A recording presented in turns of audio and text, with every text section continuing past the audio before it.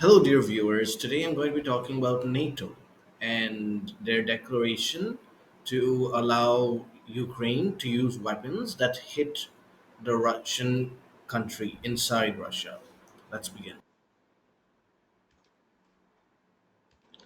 Hello, and welcome to Global Nationalism. I support nationalism in my country, India, and in all countries around the globe. Today I'm going to be talking about NATO and the recent declaration by the NATO Parliamentary Assembly saying that they support Ukraine attacking Russian territory in their conflict with Russia. Uh, as everyone knows, Russia started a special military operation, also considered a war by the West, in Ukraine in 2022, and this is now the second year of the conflict.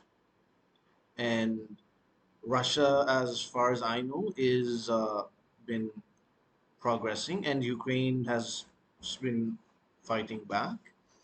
And in this recent Monday, NATO's Parliamentary Assembly, their legislative body, which consists of all the members of NATO, has approved a declaration where they say that they support giving Ukraine weapons that they can use within Russian territory in order to defeat Russia.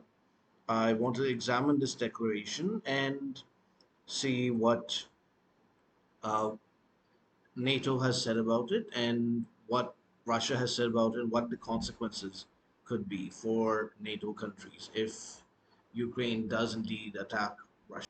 It's called Declaration 489, Standing with Ukraine Until Victory.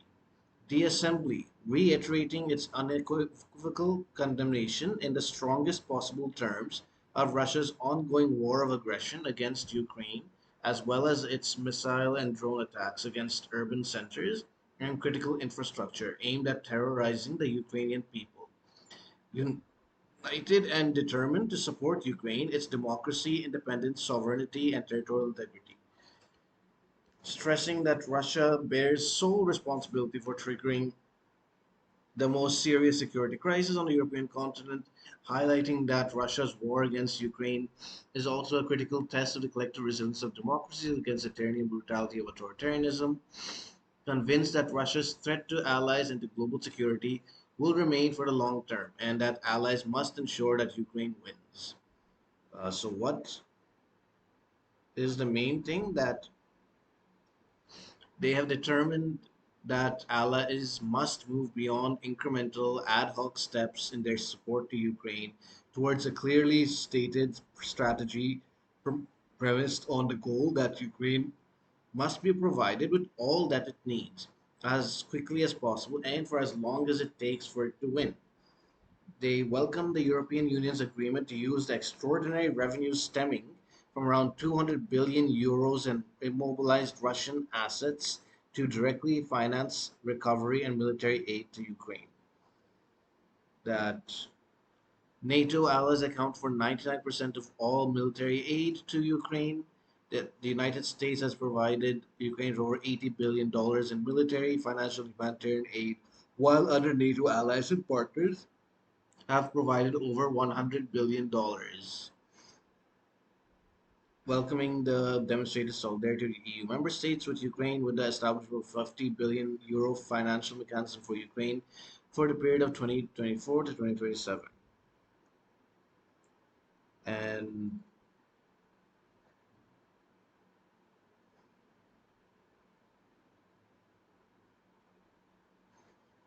they urge the governments and parliaments of the North Atlantic Alliance to clearly affirm that their strategic goal is Ukraine victory, to use all available opportunities to provide Ukraine with a required number of air defense systems, primarily Patriot, to protect civilian objects,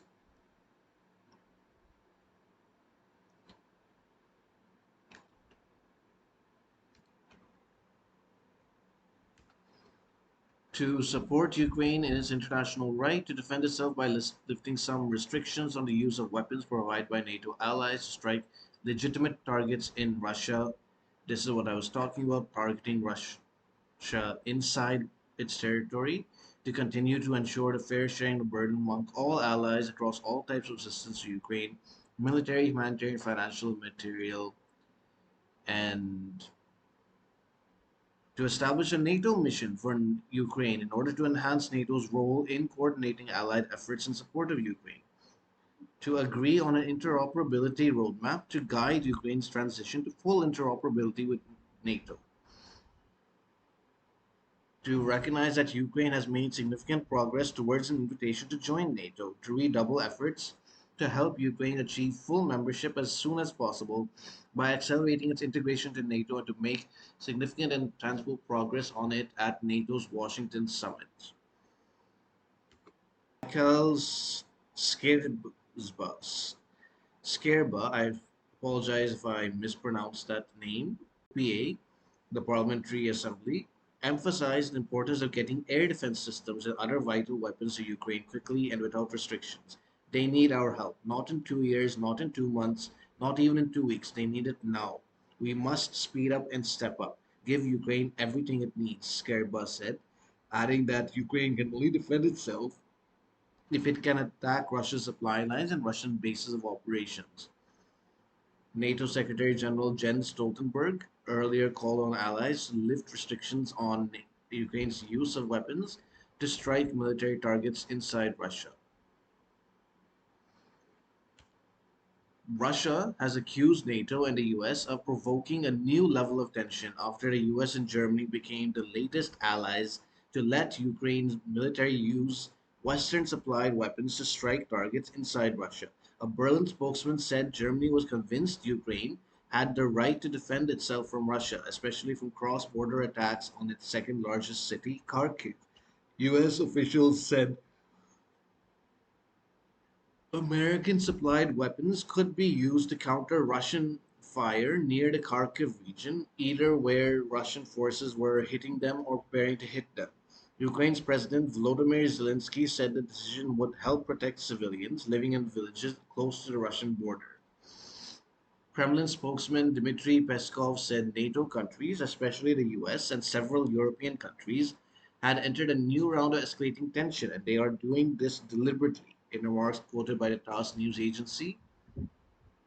However, a US official told the BBC, our policy with respect to prohibiting the use of Army tactical missile systems, ATACMs, or long range strikes inside of Russia has not changed. Okay, so they have not supported sending tactical missile systems into Russia, but they've said that they are easing restrictions on Ukraine striking military sites on Russian territory. So that means not exactly with this Army tactical missile system or other long range strikes, but I guess with other missiles. That's not much, doesn't give much succor to Russia, I think. German government spokesman Stefan Hesbrecht said on Friday that Berlin was just jointly convinced that Ukraine had the right to defend itself. To do this, it can also use the weapons supplied for this purpose in accordance with international legal obligations. And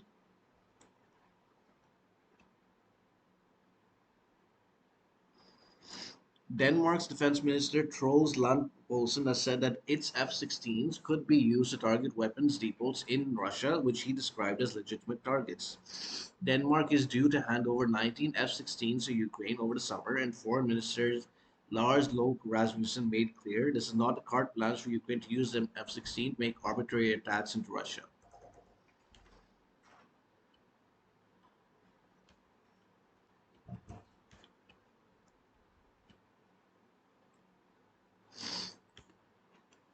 I just want to say that I hope or that this is worrisome.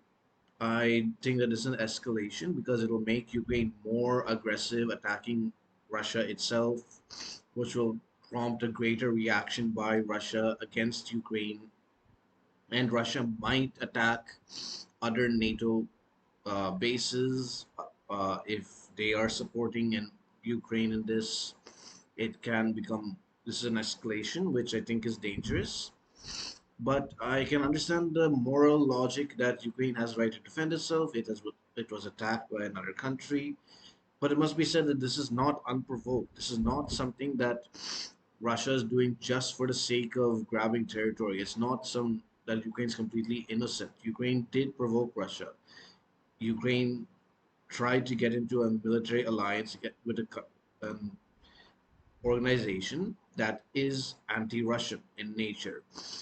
Uh, Jeffrey Sachs, in his interview with Tucker Carlson, said that the United States has a plan to destabilize and dismember Russia into several different countries, and that with knowing that, I can understand why Russia would be fearful of NATO being on its borders, and that they would want Ukraine to be neutral. So, yeah, Ukraine, if they had not made any attempt to join NATO, yet just become remain friendly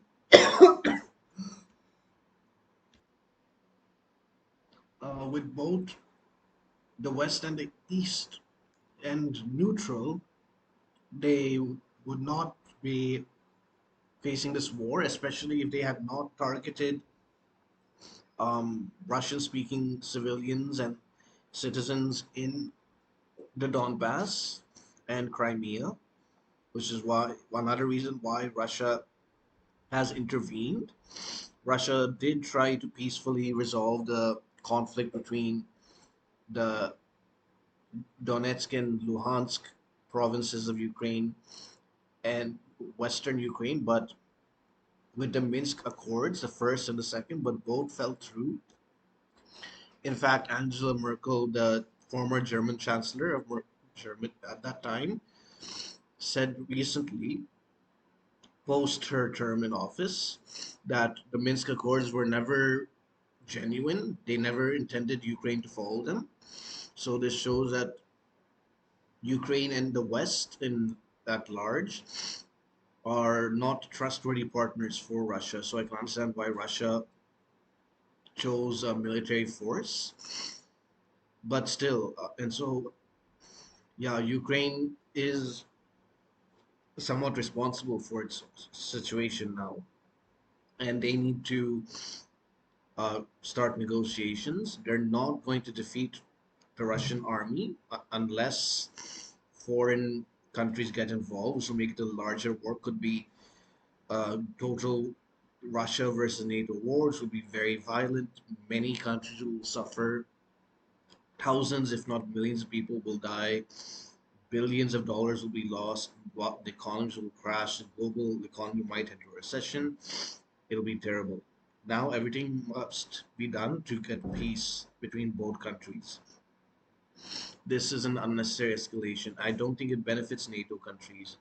They don't need to get further involved in Ukraine. It's not in their interest. They have to focus on themselves and protect their own territory. And as of now, Russia is not threatening them, and they've not made any mention of threatening NATO countries. So it's not something that NATO needs to fear as of now. I hope that this escalation doesn't become too excessive and peace can be achieved. Yeah, that's all I wanted to say. Please share your thoughts in the comment section. If you want to see other videos about NATO, click here. If you want to see my previous video, click here. If you want to see the sources I use for this video, click the links in the description below. Thank you for watching. Goodbye.